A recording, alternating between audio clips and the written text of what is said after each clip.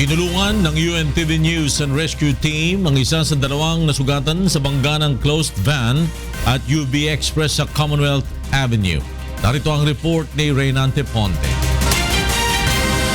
Alalang-alala ang pamilya ni Erwin Balosa, 23 anyos na nasugatan matapos ang banggaan ng isang closed van at UV Express sa Commonwealth Avenue, Barangay Batasan Hills sa Quezon City dakong alas 12 ng hating gabi.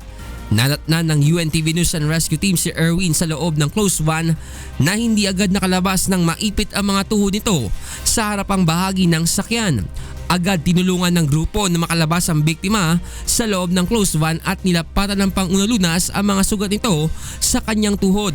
Idinadaing din nito ang panakit ng kanyang tuhod kaya't agad siyang isinugod sa Quezon City General Hospital kasama ng kanyang nanay at kanyang asawa.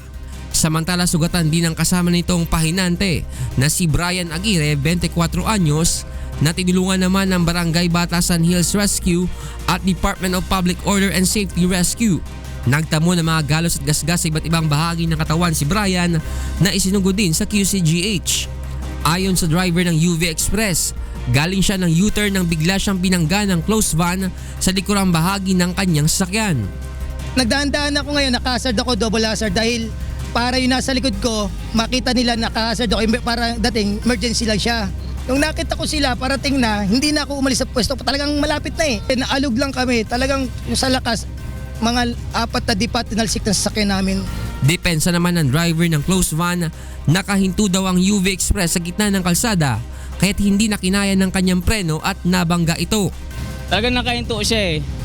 Kaya siya inabot. Pero siguro kung tumatakbo siya kahit paano, di siya abutin.